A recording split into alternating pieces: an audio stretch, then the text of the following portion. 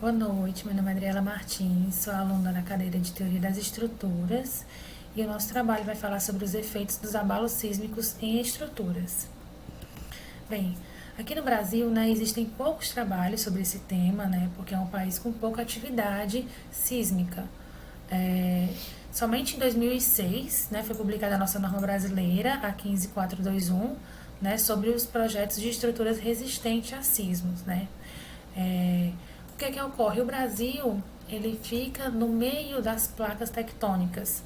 Então, por isso ele não tem esse fenômeno com tanta frequência. Não deixa de existir. Existe em um grau menor relacionado aos países que ficam nas extremidades e sofrem mais esse impacto, mas não é que vai deixar de ter.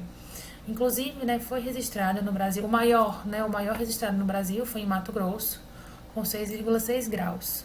E aí eu trouxe aqui o maior já registrado, que foi no Japão, com 9 graus, Quando a gente compara 6,6 a 9, a gente pode achar próximo. Porém, na escala, a amplitude ela é 10 vezes maior e a energia ela é 32 vezes maior quando a gente aumenta cada valor, E como eu bem disse, esse fenômeno ocorre devido às movimentações das placas tectônicas.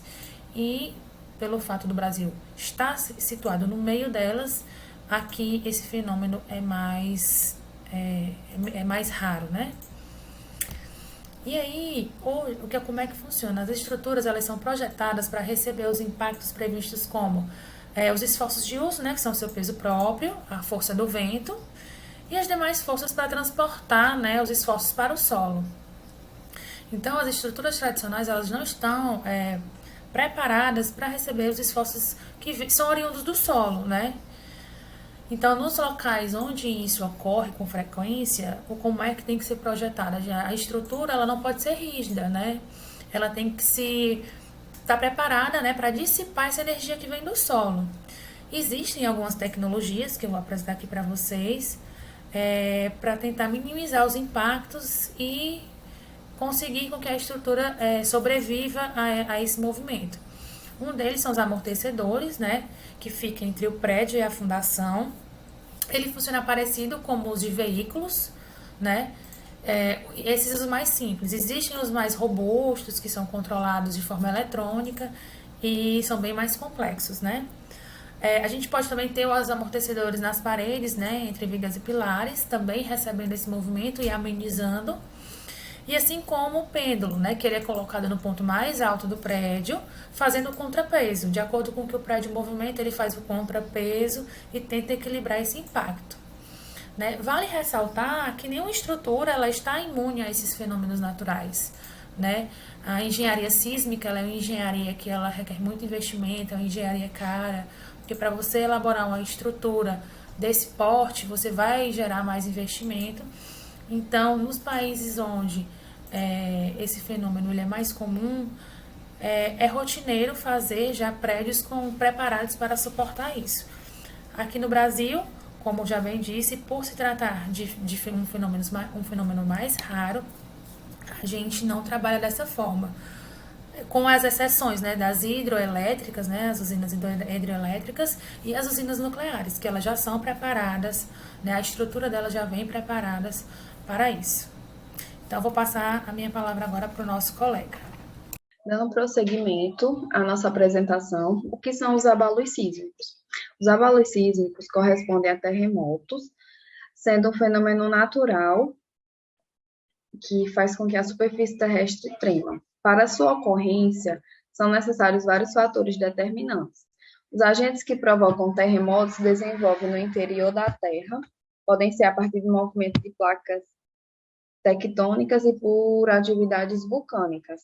Diante da diversidade de intensidade desses terremotos, as consequências também variam, pois podem ocasionar desde um desconforto até a destruição total ou parcial de uma cidade, deixando milhares de pessoas desabrigadas. As placas tectônicas, ao se chocarem, geram um atrito, e esse atrito gera uma energia potencial. Quando essa energia potencial é liberada, causa esses terremotos. E essas estruturas, elas precisam ser protegidas contra a dissipação dessa energia potencial gerada pelos sismos. Por isso, a necessidade de construir edifícios com métodos que controlem a vibração desses terremotos ao chegarem ali nos edifícios, para que o desastre seja reduzido. Bem, quando um sismo ocorre, as vibrações do solo fazem vibrar tudo que esteja assente nele, como é o caso das fundações dos edifícios. A fundação é a parte do edifício que tem o seu contato direto ali com o solo, né? Então, é a fundação que vai receber primeiro, vai sentir que aquele terremoto está por vir. A parte que está entre a fundação até começar a estrutura do edifício, que é chamada de arranque, ela ganha alicerce com suspensão, absorvendo o impacto gerado pelo terremoto na sua estrutura, nessa parte que vai sentir que o terremoto está sentindo, tá por vir, quer dizer. Aí entra a engenharia sísmica, que é um ramo da engenharia que projeta e analisa estruturas como edifícios e pontes, com terremotos em mente. Os principais objetivos da engenharia sísmica são prever as consequências potenciais de fortes sismos em áreas urbanas e infraestrutura civil, concepção, construção e manutenção de estruturas que permitam exposição ao terremoto em conformidade com os códigos da construção civil.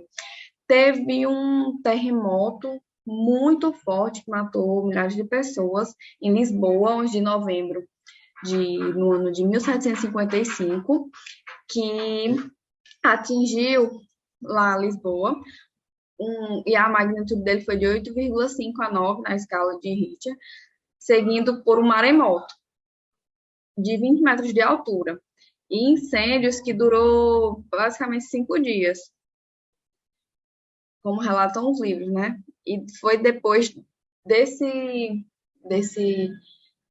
situação, né, que perceberam que deveria ser estudado esses terremotos e estruturas resistentes a eles. Estruturas resistentes a terremotos são projetadas para proteger edifícios em alguma maior extensão contra terremotos. Embora nenhuma estrutura possa ser totalmente imune, né, a danos de terremotos, o objetivo da construção resistente a terremotos é erguer estruturas que se saem melhor durante a atividade sísmica do que suas contrapartes convencionais. Vou passar a palavra para o meu colega. Olá, boa noite. Meu nome é Anderson Lima e, dando continuidade ao trabalho, vou estar falando sobre os abalos sísmicos sofridos no mundo.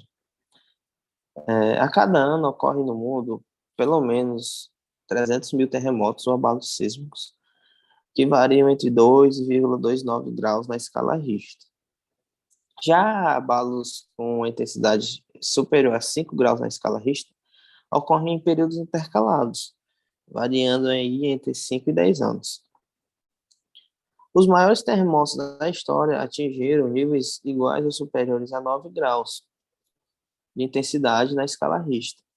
E até hoje nunca foi registrado oficialmente nenhum terremoto que tenha ultrapassado ou igualado os 10 pontos na escala Richter. E falando um pouco sobre os piores terremotos já ocorridos no mundo, um deles, e considerado como o pior, ocorreu no Chile, na cidade de Valdivia, no ano de 1960. Um terremoto com uma magnitude de 9,5 graus na escala Richter, que foi considerado como o pior do planeta, como já citado por mim, e ele é conhecido também como o Grande Sismo do Chile. E ao todo, 2.000 pessoas morreram por conta desse terremoto, que também gerou um tsunami atravessando todo o Oceano Pacífico, atingindo também outros países como o Japão, as Filipinas e os Estados Unidos. Outro grande terremoto foi registrado nos Estados Unidos no ano de 1964, no Alasca, com intensidade de 9,2 graus na escala Richter, deixando várias vítimas fatais e um prejuízo enorme por conta das destruições sofridas pelo terremoto. Outro grande terremoto que também vamos citar ocorreu em 2004, na ilha de Sumatra, na Indonésia, um abalo sísmico de 9,1 graus, que atingiu toda a ilha. E o principal problema desse sismo é que ele foi acompanhado de um tsunami que provocou um número de vítimas sem igual. E esse tsunami que se seguiu ao terremoto atingiu 14 países do sul da Ásia e do leste da África, deixando ao todo mais de 220 vítimas fatais, 220 mil vítimas fatais. E um dos últimos piores abalos registrados no planeta ocorreu na ilha de Honshu, no Japão, em 2011, que foi considerado o maior terremoto da história do Japão, que também, infelizmente, veio seguido de um tsunami, e a fúria do mar provocou um acidente nuclear na usina de Fukushima, e ao todo mais de 16 mil pessoas morreram e milhares estão desaparecidas, e ainda deixando mais de 130 mil pessoas desabrigadas. E falando agora sobre os abalos sísmicos no nosso território nacional, o Brasil situa-se em grande parte na região central da placa tectônica sul-americana, que é considerada uma região bem estável, mas parte do país encontra-se perto das bordas dessa placa, onde já foram registradas ações sísmicas significativas. O maior abalo sísmico já registrado no Brasil ocorreu no ano de 1955, no Mato Grosso, mais precisamente na Serra de Trombadar, e foi um terremoto de 6,6 graus na escala Richter. O abalo ocorreu na região muito pouco habitada, o que não ocasionou em mortes e nem danos materiais. No mesmo ano, na cidade de Vitória, no estado do Espírito Santo, foi registrado também um abalo sísmico de 6,3 graus na escala Richter, e felizmente também não há registro de nenhum ferimentos ou danos e nem mortes. Em um dos últimos terremotos registrados no Brasil, com a intensidade superior ou igual a 5 graus na escala Richter, foi registrado em 2008, e o tremor atingiu diversas regiões do sul do país, como a cidade de São Paulo, Rio de Janeiro, o estado de Minas Gerais, Santa Catarina, com uma intensidade de 5,2 graus de magnitude na escala Richter. Falando agora sobre os abalos sísmicos no Ceará. No nosso estado do Ceará, tremores de terra são quase que inexistentes, sendo que o maior evento que ocorreu no estado foi registrado em 1980, atingindo 5,2 graus na escala Richter. E esse evento ocorreu na localidade de Brito, pertencente ao município de Cascavel, mas no limite com o município de Chorozinho, que na época era distrito de Pacajus. E o evento também ficou conhecido como Terremoto de Pacajus. Ele foi sentido em vários municípios do estado, inclusive na capital do Ceará, em Fortaleza, e em um raio de 600 quilômetros. Agora eu vou passar a palavra para o meu amigo Felipe, que vai estar dando continuidade ao trabalho.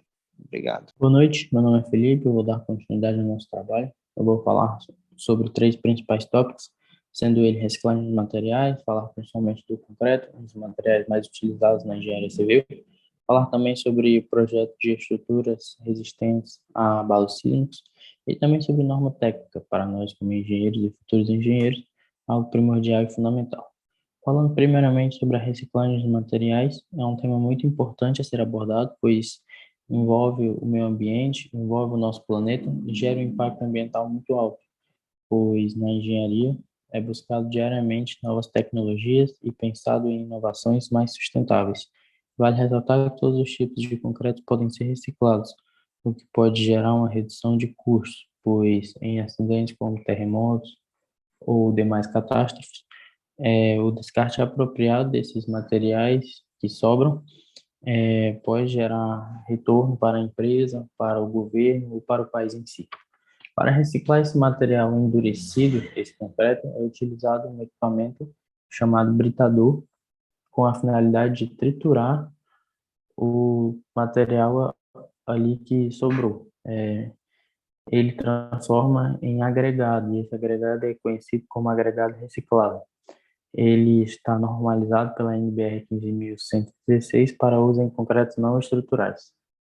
Falando um pouco sobre o projeto de estruturas resistentes a sismos, é muito importante saber que todo prédio, todo edifício deve possuir um sistema estrutural capaz de fornecer adequada rigidez, resistência e capacidade de dissipação de energia relativa às ações sísmicas daquela região, daquele local. Há também alguns aspectos a serem levados em consideração, como terreno, classe do terreno, tipo de solo ali presente, o tipo de material a ser utilizado, e é muito importante prezar, principalmente em todos os tipos de projetos, pela segurança das pessoas que ali estarão presentes. Outro ponto a ser analisado, outra característica, é a ductilidade da estrutura, visto que a capacidade para dissipar energia mediante a deformações inelásticas interfere consideravelmente na resposta da estrutura. Mas o que é ductilidade? Bem, a ductilidade é a capacidade de sofrer alteração sem se romper. E uma curiosidade é que no nosso país existem 5 zonas com mapeamento de solos e essas características,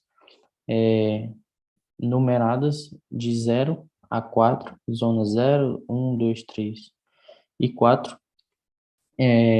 E uma curiosidade é que a nossa cidade, Fortaleza, está na zona 1 e é classificada como categoria A.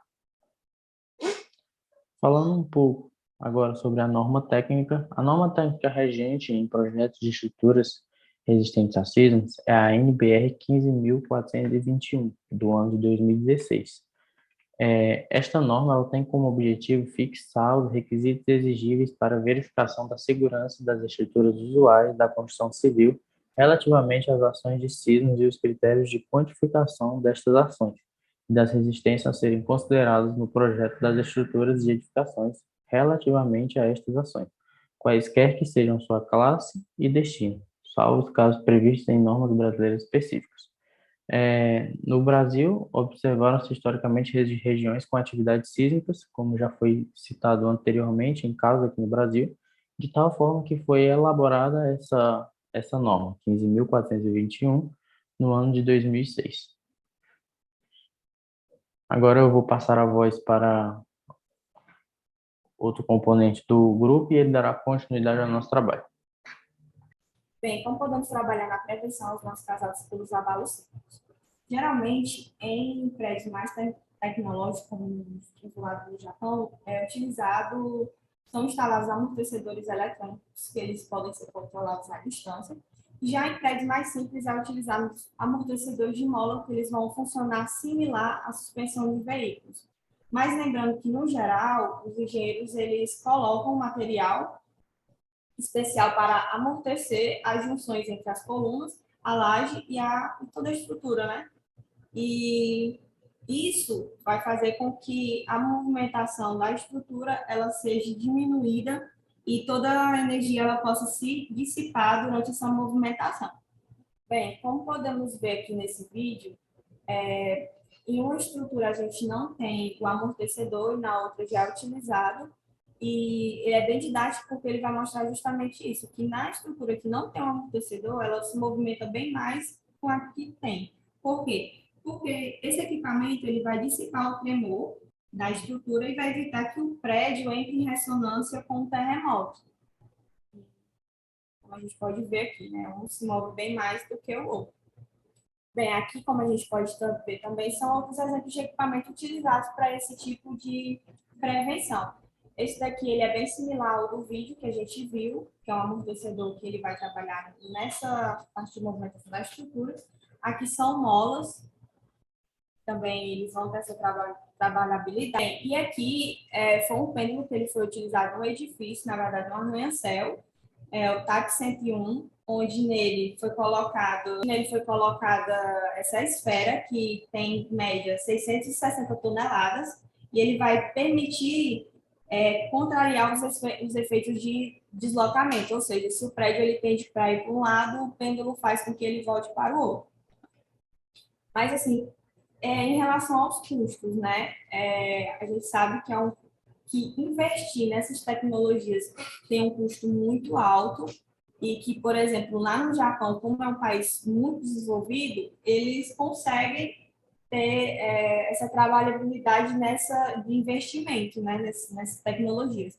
Já, por exemplo, no Haiti, que também tem um índice muito alto de terremotos, lá a gente já vê que não é tão utilizado essas tecnologias. Bem, para a gente ter ideia, lá na capital de Portugal, em Lisboa, de forma assim, bem grosseira, eles utilizam em média de 10 a 20% do valor de bens, né, para proteger esse tipo de estrutura. Então, realmente é um investimento bem alto, mas nada comparado com a vida humana, né? Porque se a gente investe nesse tipo de tecnologia e de inovação para a nossa estrutura, a gente tem que pensar que a gente está investindo para salvar vidas, né? Deus me livre acontecer uma tragédia dessa, a gente tem pelo menos uma redução aí do impacto. Bem, gente, é isso nossa apresentação. A gente conclui que todos os tópicos apresentados dos abalos sísmicos, né, tanto de concreto ou de outros materiais, eles podem ser fatais irreversíveis e podem gerar enormes tragédias. Tanto a gente fala de bem material como de perder vidas, né? Então, é necessário que haja investimento e que outras soluções possam ser estudadas no mercado, né? Como a gente falou em relação ao IT, pode sim também considerar estudos que façam uma trabalhabilidade melhor nesse ambiente e com um custo menor. E é isso. Muito obrigada pela atenção de todos e até mais.